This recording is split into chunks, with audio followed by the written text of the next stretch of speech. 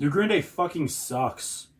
Now let me preface this by saying I have a lot of reverence for the early Green Day records. Dookie is classic and practically defines pop punk as a genre. Every band in that said genre has basically aped it to no end with fairly mixed results. The early Lookout records were just fun with an undeniable charm. Sure, it didn't reinvent the wheel, but they didn't need to. Songs like At the Library, I Was There, 2000 Light Years Away will always be highlights of Green Day's career, even though they never play them fucking live. Insomniac, Nimrod, and Warning are all solid releases. American Idiot's probably the best thing they ever did, period. It's just a triumph of a record with great songwriting, great performances, and a great story. Like a story, not so much, but still, the album itself is great. It's really nostalgic for me. It's one of the first rock albums I remember listening to as a dumb little kid and actually listening to the entire thing. And What's Her Name is still probably my favorite Green Day song ever. But then the Fire Nation attacked. 21st Century Breakdown had its moments, even though for the most part they basically just Control-C and Control-V'd everything on the record from American Idiot. The less said about the trilogy, the better, and Revolution Radio. Revolution Radio was interesting, actually. Everyone was basically frothing at the mouth over that record because it wasn't the trilogy. But let's be honest, no one is going to look back on Revolution Radio like people look back on, let's say, To Be Kind by Swans, another later era release for a classic band. It's a record that came and went, and no one even really talks about it anymore. And if they do talk about it, it's very rarely in a positive light. And was proof that even though Trump was in office, punk rock wasn't going to make this big revival like a lot of people were trying to say it would. And then it was announced that Green Day, Fall Out Boy, and Weezer were going on a huge stadium tour together, and each band released a new song to coincide with the tour announcement. The Weezer song, End of the Game, I actually really dug. Fall Out Boy's song, I did not like at all, but that didn't surprise me because I don't like that band to begin with, so no harm, no foul. But that new Green Day song? Where to start? From the edgy title to downright lazy album cover, reusing the American Idiot album cover. Earth to Billy Joe, You're Not David Bowie. The glorified clip art censoring the word motherfucker. The shitty font and... Is that a the? Nothing says fuck you like a unicorn? No, nothing says fuck you like this new album. I knew this upcoming album was going to eat dick amidst rumors that the album was only made as a contractual obligation, which is why it was only going to be 26 minutes long. Wait, 26 minutes? Are you fucking kidding me? That's only about as long as 3 Green Day songs on their own nowadays. And you know a Green Day song is bad? When even ARTV has a hard time defending it. And this is the same guy that gave Uno a 5 out of 5. It's definitely my favorite album of the year so far. An obvious 5 out of 5 for me, a perfect score. And when the album actually released, I got a notification on my phone saying, oh, new Green Day from, I think it was Spotify. And 2 things went through my mind. Oh yeah, Green Day's releasing an album, totally forgot. And 2, oh god, I'm gonna have to review this, aren't I? So we may as well start with the aforementioned lead single, opening track, title track, Father of All.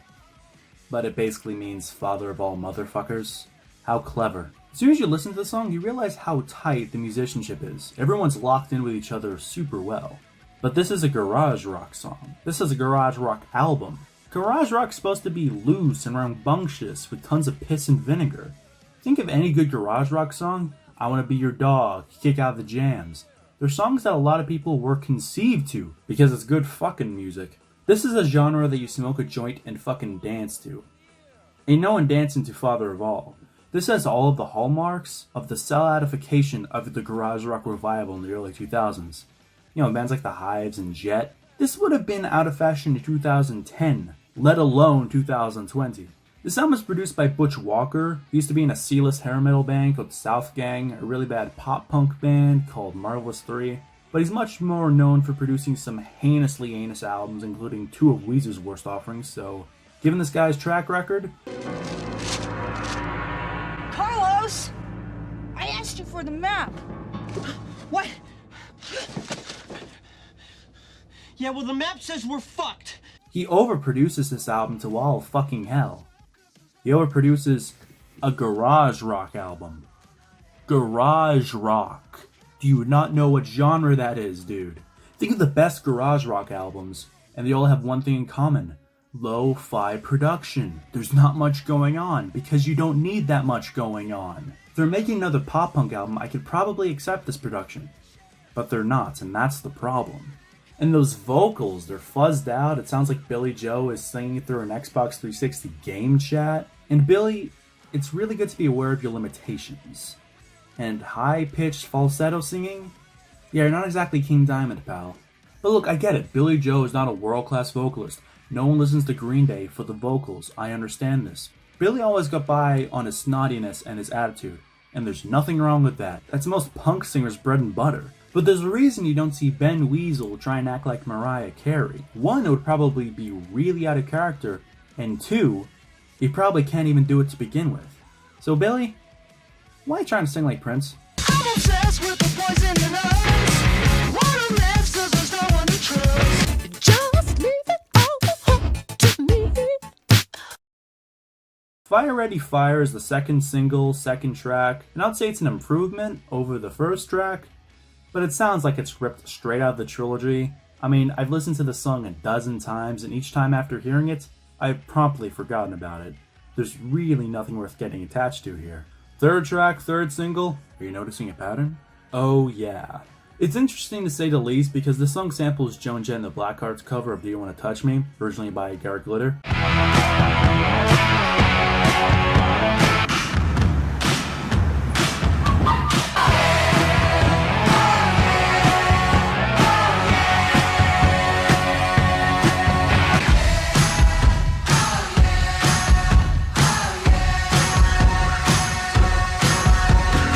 And now, I realize some of you watching may not be aware of Garrett Glitter. He was a pretty big star back in his day, and he raked in a couple of hits. And even if you've never heard of him, I'm sure you've heard at least some of his music.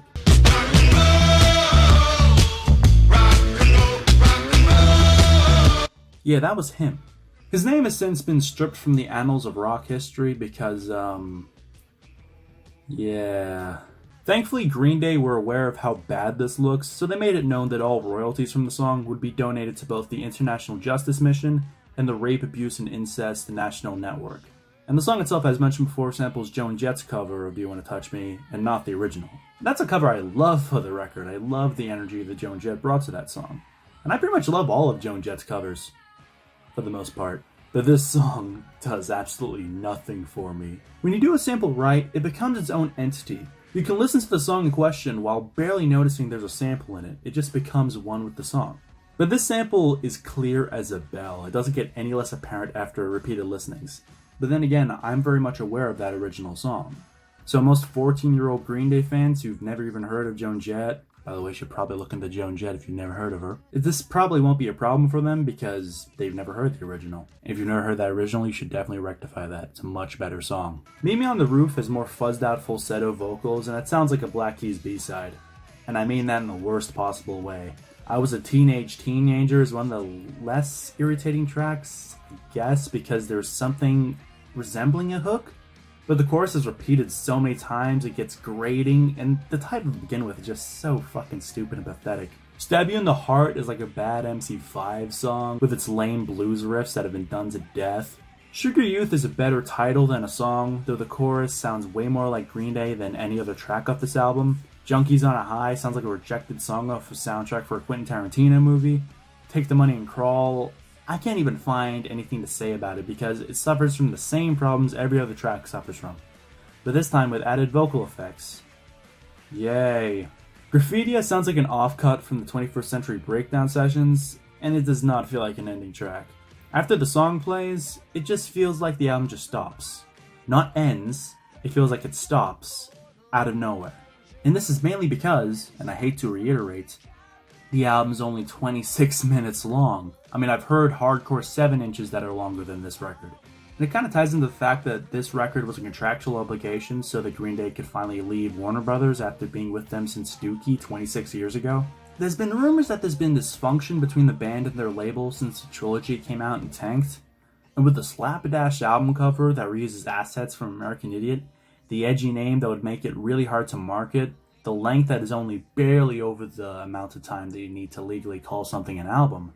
And the band have not exactly kept this a secret. I mean, maybe we'll just put out another album next year or something like that. We don't know because we are off our contract with Warner's. Oh, that's how it is. Yeah. So we're gonna do whatever we want. And even if this album was just a contractual obligation and they were late trolling, that's still no excuse. You're still putting out a shitty album with the Green Day name attached to it. Do you really need another one of those? Also, this godforsaken billboard is maybe the most boomer thing I've ever seen in my fucking life. And what about sampling, guys? You're not exactly innocent. Pure uncut rock and roll? Come on, guys, you're a pop punk band. You're hardly the Sex Pistols. And I say this as a pretty big fan of pop punk. It's not exactly the most hardcore thing out there, let's be honest with ourselves. And a lot of the promotional stuff that they've released for this album has also been boomer as shit. Rock and roll has lost its balls. Now, I'm not saying that's untrue, there's definitely a case to be made there. But Green Day of all bands should not be talking. I'm not gonna lie, this whole thing really just reminds me of I'm not Justin Bieber, you motherfuckers! You know, remember that whole scenario? But bands are allowed to change. I'm aware, buddy. Quit it with the patronizing bullshit. I just did an hour-long documentary-style video on Faith No More of all bands. They can't keep a consistent sound to save their life. Faith No More's changes in sound and direction were always very deliberate. They knew what they were doing at all times. But this album just sounds like the band accidentally kept recording while they just jammed Rolling Stones covers. Who asked for this? What, should they make American Idiot Part 2? Well, I've heard worse ideas. I mean, hear me out. Revolution Radio was also very political and definitely took aim against Trump. But that album was released before he was even elected. At that point, all they had to criticize was a man and a glorified catchphrase. And damn, has some shit happened since. Shit that is definitely worth writing about and talking about. And now would be the perfect time. It's election season, and an American Idiot Part 2 could both make a statement and empower a bunch of young people to go out there, vote, and make their voices heard. But instead we got this horse shit. And I'm gonna say it. You're all gonna hate me for it, and that dislike ratio is gonna go down the shitter. But I genuinely think this is the worst Green Day album I've ever heard. And I know the trilogy may devour a dick, but at least the band seemed invested into it. There was a passion to at least try. And at least they actually sound like Green Day at times on those albums. Say what you will, but they did their best, all things considered. But everything about this album is lazy. The cover, the track listing, the sound, the length. It seems as if after every take they did, they're just like, fuck it, good enough. And that's sad because this band can do better, and they've proven it on several occasions. So what from here? Look, I'm calling it right now. As the years goes on, you're going to hear less and less of this album in live set lists, until there's practically nothing.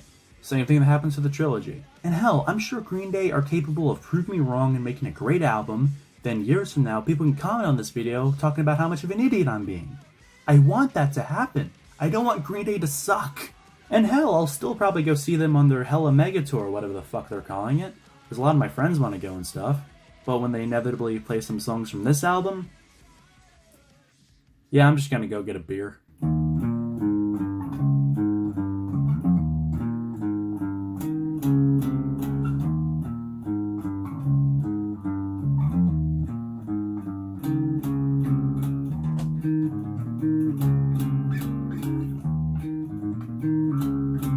By the way, like the new bass?